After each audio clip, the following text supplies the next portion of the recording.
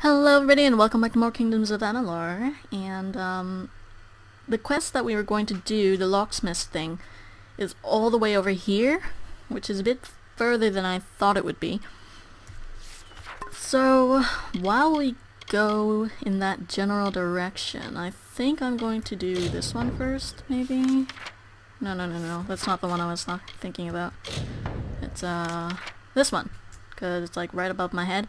And then I'm gonna go to the scrolls one, maybe over there, and then go meet Alan Shear. Is her name Alan Shear or Shane? I don't know. Let's go meet Allie over there. Our good old pal.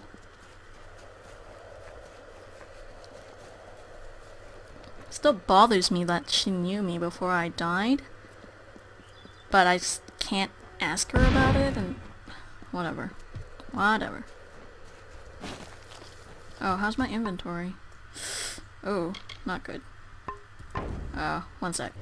Okay, I'm back with a slightly not as full inventory.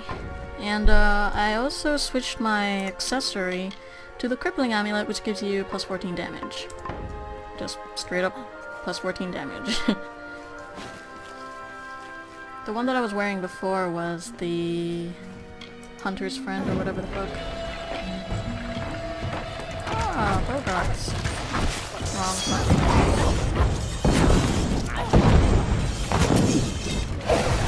Oh, and a fire. I didn't even notice it.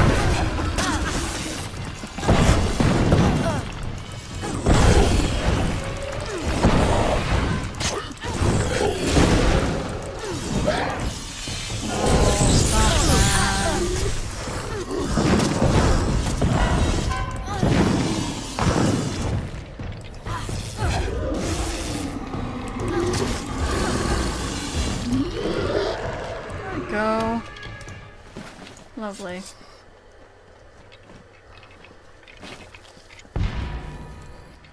Let's go.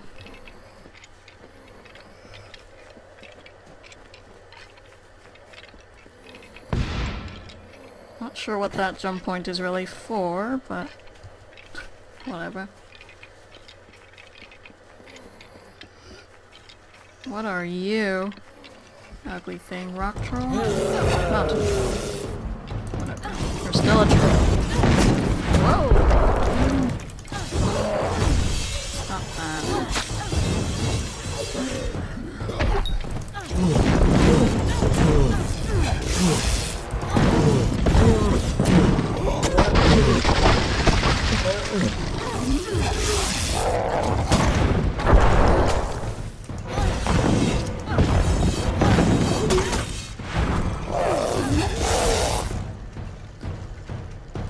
Nice. Master healing potion. Jeez. Oh. That's not very nice.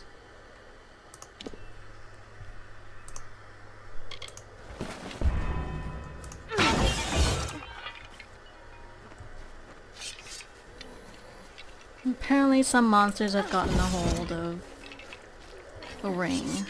Somehow.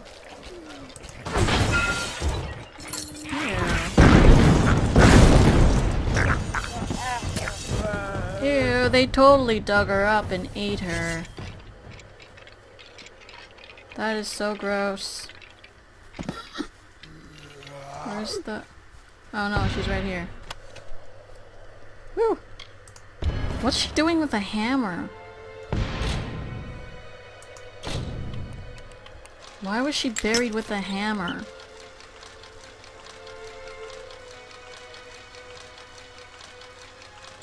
Oh, and honey, one last thing. Make sure I have a good sturdy fucking hammer by my side when I'm dead. Yes, honey. Oh, what girl does that? Instead of going back to Helmgard right now, I'm gonna just go... I don't even know how to go there from here. Oh, I need to go back. Ah, Barghest? An arcane Barghest. No. Odd.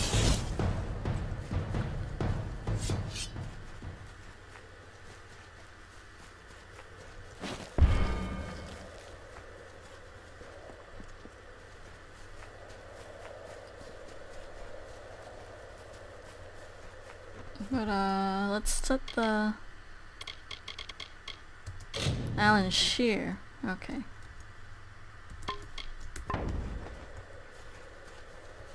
Is that a person? Hello. There's a refugee camp here? Why is there so many Athene shrines around? New comb. Oh my... Ugh. Welcome. I know our little camp doesn't look like much, but it's home. After all, what is home but a place where people love you? I am Nice Lord sentiment. Crass, heir to Dolve Arn, and soon to be mayor of New Culm. What is New Calm? Ah, I'm glad you asked. The village of Culm was a place of peace, of prosperity. Now it is little more than ashes and bones. But by burning our homes, the Tuatha have kindled in us a fire for survival. We will build a new Culm. All I need is the gold to support this bold undertaking, possibly by retrieving the treasures of Culm. Care to help? How convenient this place had treasures. There are many valuables, but only a chosen few will fetch the kind of gold we need to begin construction. A painting, an urn, a box, and some jewelry. A nobler soul I've never met. Now, here is what I intend to do, because like all good leaders, I have a plan. My plan involves the treasures of Culm. Yeah, you told me. The people of this good village were not mere farmers, but members of the highest strata. Their collection of valuables was truly second to none. To safeguard those possessions, and because many proved cumbersome on this long journey, they hid them. I want you to bring them to me. Sadly, we will need to sell them. Alright. Goodbye. Well, that's just lovely. Well, he's obviously gonna notice if I go into that shit.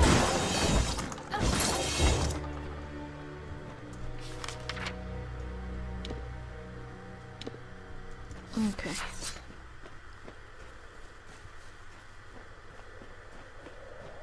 Guess they're busy making Hello. new houses and shit here. Well, good for them.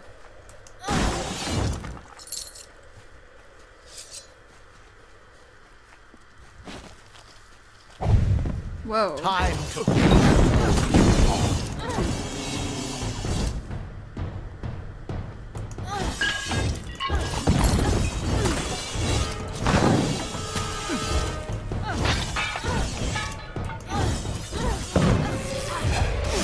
Don't even know why you guys try. It's pitiful, really. Can't believe I get so much money for their armbands, though. Crazy.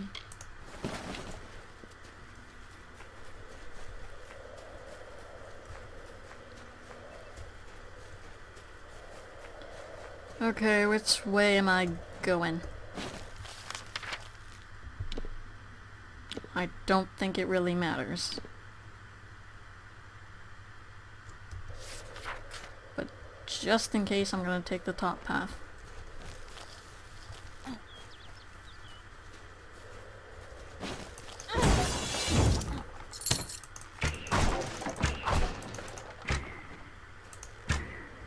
We'll target the right thing, for God's sakes.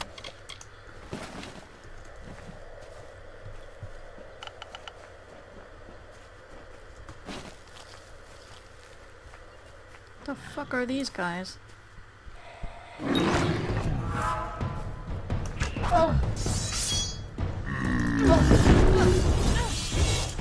Why the hell are you aiming that way?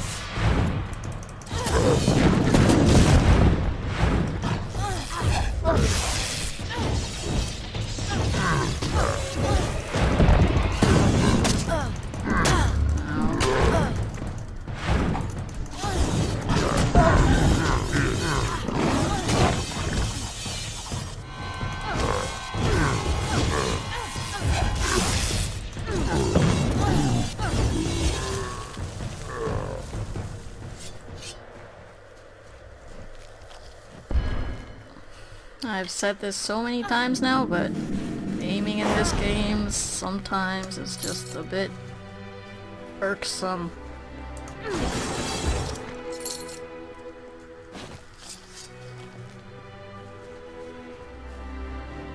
So it all just meets up in the same place.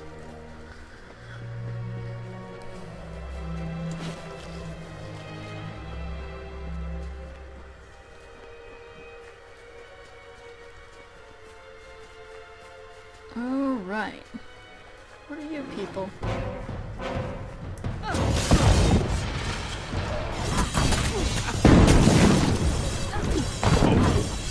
Oh, Vargists.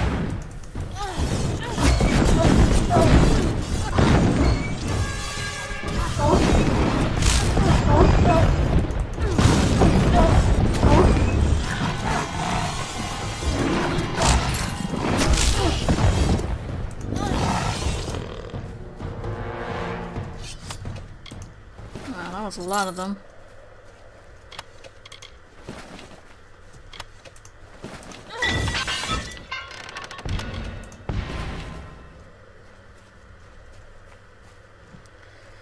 Okay. I'll put that away.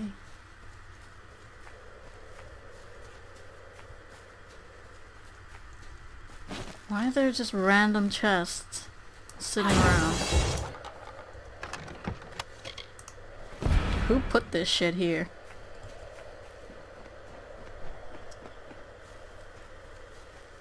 Oh, why hello there.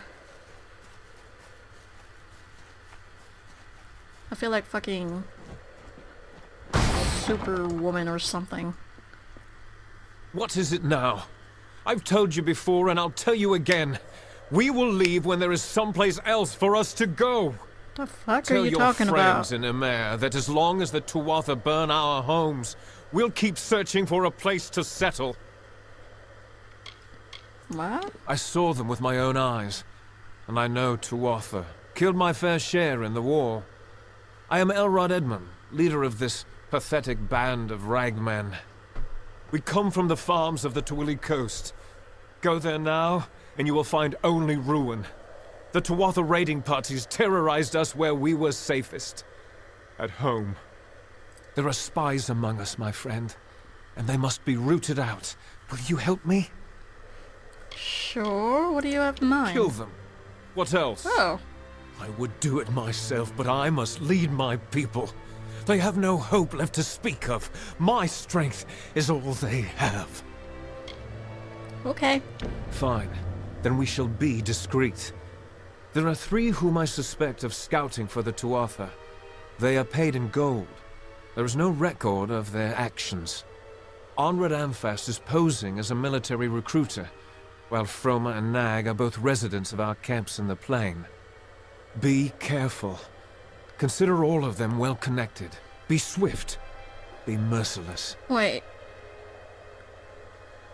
I'm supposed to just take you at your word that these people are spies and, just go kill them?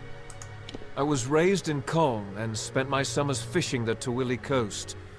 And when the war came, I threw my lot in with General Talera. May she forgive herself. Okay. Good luck. Mm-hmm.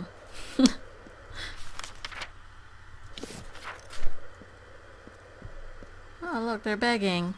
The Forsaken Plain has its name for a reason. We have Alright. Be careful. Let's go meet Ali. Oh,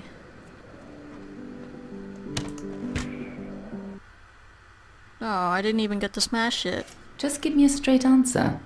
Is the General still in the cradle of summer? She is for as much good as it'll do her. But the cards don't lie.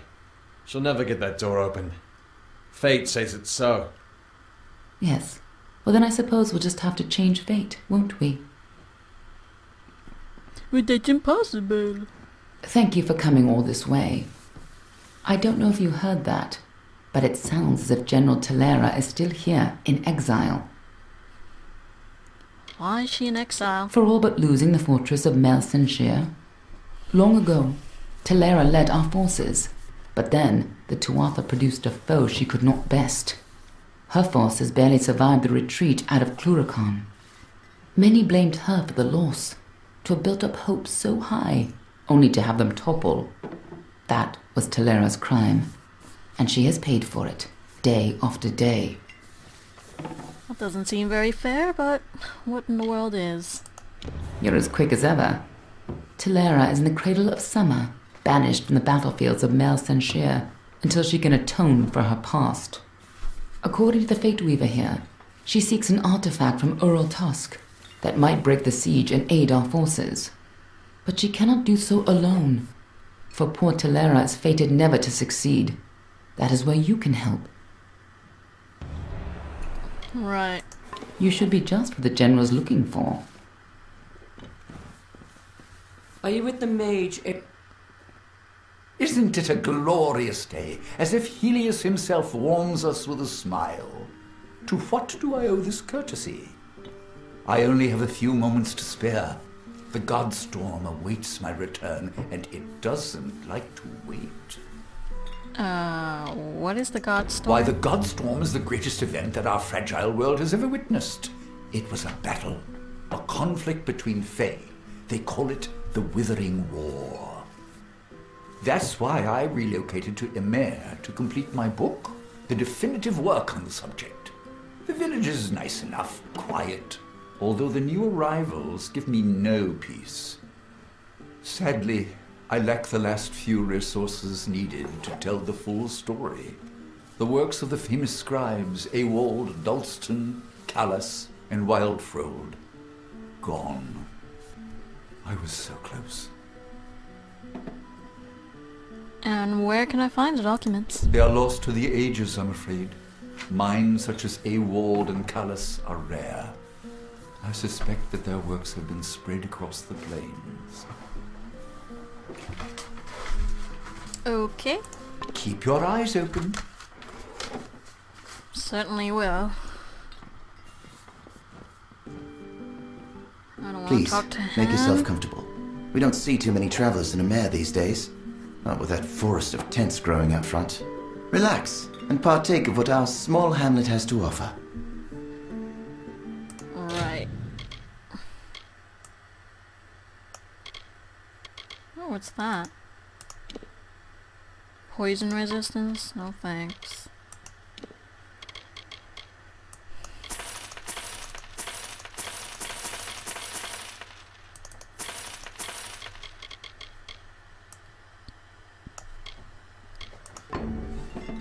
We'll be here if you need us. I'll talk to this guy. You resemble someone of authority. Two rogues, likely freemen, have stolen a precious item from me. Pay attention! And to think my taxes pay your salary. What? The fuck is wrong with this guy? There were two of them. I don't have a swarthy salary, brutes, really. hairy, filthy. A shudder at the thought. The beasts ransacked my antiquities collection and stole several notable items. I am a gentleman, and if you can recover my amulet, I will make it worth your time and effort. I glimpsed them leaving through the back window as they made for the woods. Great, what's in it for me? Name your price. Well, perhaps that's not accurate, but you will win my favor. And they don't call me the richest man in Goreheart for my charming personality. Oh, you're from Goreheart? Cool. Excellent. I will stay here, secure, and wait for your return. I am W. Mundus, owner of Oddities and Curios by W. Mundus. I have lived in our village for nearly 1 year. I detest it. And don't get me started on the Alpha. Oh my. This village was once a bustling crossroads for traders and dealers in the arcane. However, in recent years, it has become a barren outpost for the ignorant. How come? Disgusting, sweaty, pathetic things. Do not misunderstand me. I have sympathy for the wretched, but only if they're far from my doorstep. Wow. It was an impressive gem sold to me on the road to Haxi. Quite the curio. It is called the Eye of Aman, a magical token shaped by the Fae Aman the Clever. I've yet to research it thoroughly, but it is certainly valuable. One must keep an eye on every possession since the freemen began to terrorize the plain. Some dare to enter the village even with a militia outside. Okay. Goodbye. What a fucking asswipe. Welcome to a mare. Thanks.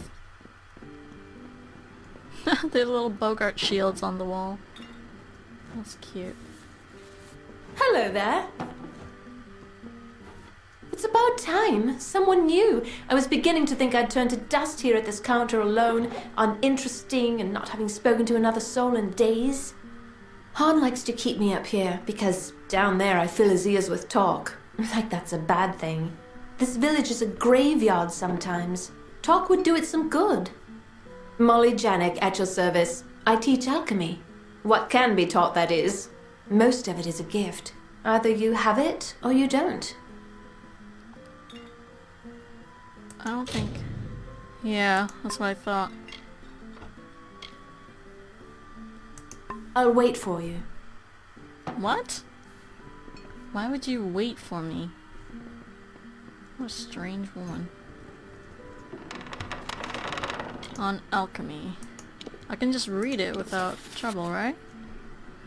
Fundamentals of Alchemy by Red Tombrun? Forward. It is with a certain solemnity and starkness of spirit in which I undertake this endeavor. That is, the extrapolation and the explanation of the fundamentals of alchemy.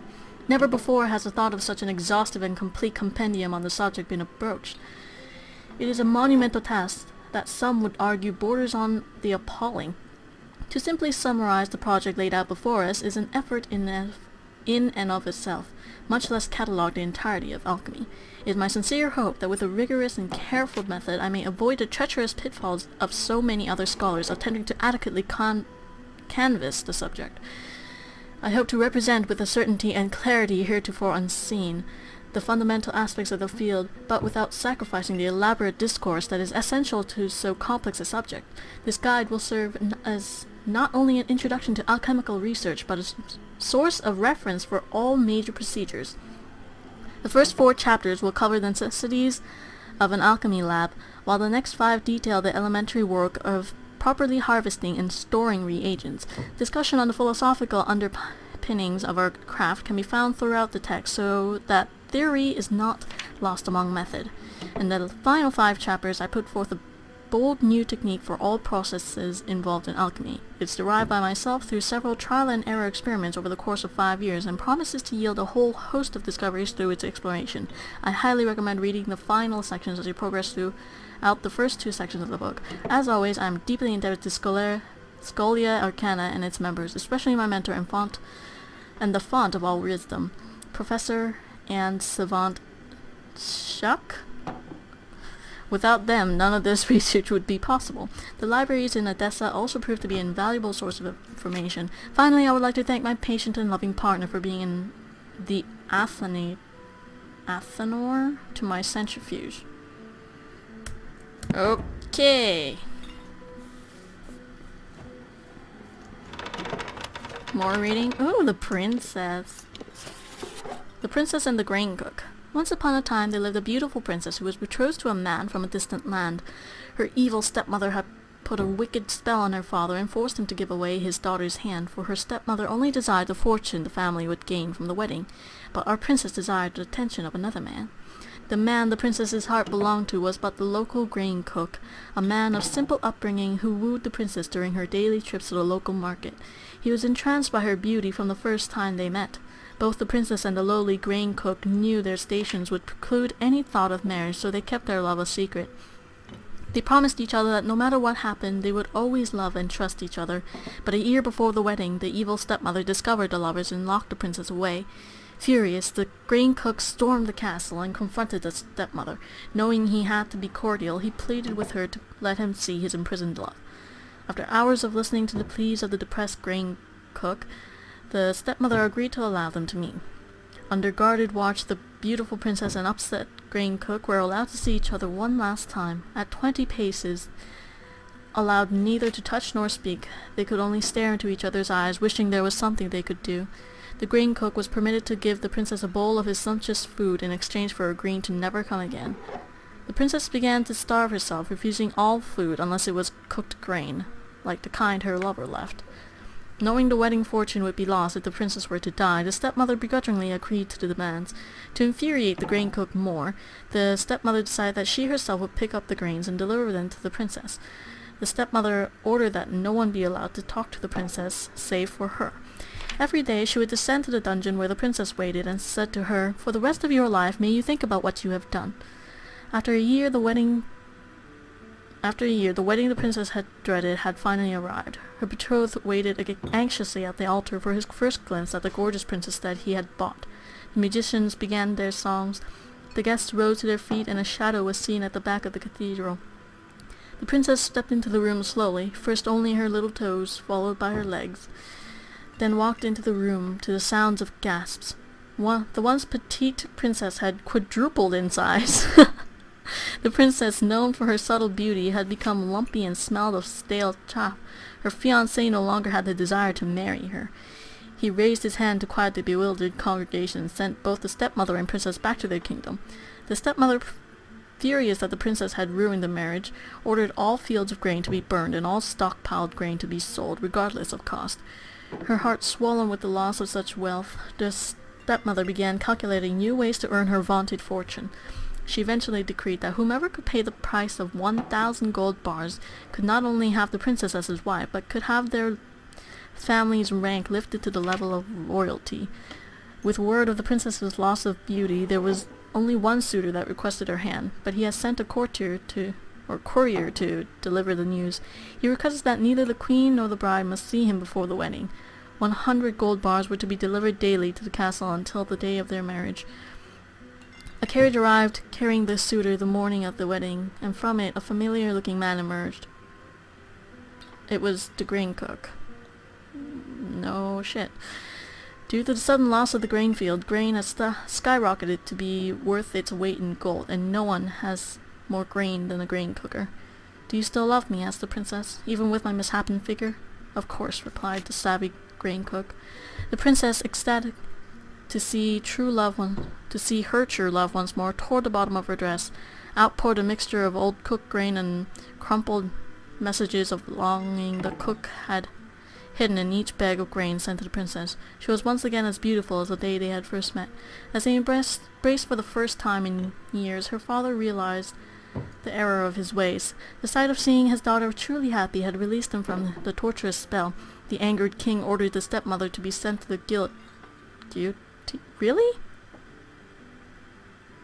Wow. As they dragged her away, the princess looked at her and said, "For the rest of your life may you think about what you have done." That day the lovers were married and lived happily ever after. The end. What the fuck? For the rest of your life, may you think about what you have done. Yeah, for like the next 5 minutes? Before she's sent to the guillotine to have her head cut off? Whoa.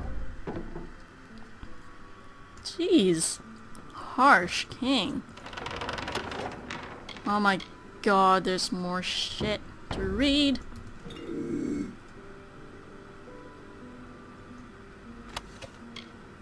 Why is my thing still so high? Who's aware of me? There we go. Did I not already read this?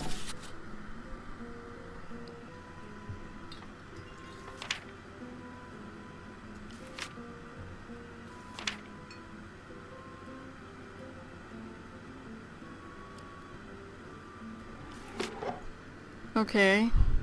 No, I read on the aging of Fae, not the death of Fae. Alright. Fae are not generally very thoughtful or reflective. They act confidently on their instincts, and centuries of experience and custom have conditioned Fae to think very little of the prospects of what young races call death. The current age has brought with it increasing irregularities in regeneration, likely with the growth in mortal magic. In the past, Fae were not much bothered about their own personal demise or the passing into the great cycle, which they often view as a form of growth. a magical ascension. The actual act of dying, however, was viewed as something akin to slumber, an interruption, and the Fae viewed it with a childmight, with a combination of resentment and impatience. The more an individual showed an interest in present events, the more inconvenient it would be for him to pass on. The Fae are also abstractly aware of the difference conditions? Why are there so many typos in these? The Fae are also abstractly aware of the different conditions of death for the young races, and only now beginning to appreciate. Okay, yeah, that makes sense. The universal fear of mortality that eludes them. Unfortunately, empathy is not one of the race's many strengths. However, with rebirths becoming more and more unreliable, the Fae have acquired an almost human apprehension towards danger, sensing what has been known to mortals for many centuries, that life is precious and that extinction is a threat faced by every creature of nature. Wow. Alright, that was a shit ton of reading, and my mouth is like all dry, so I'll cut the video off and I'll see you guys next time.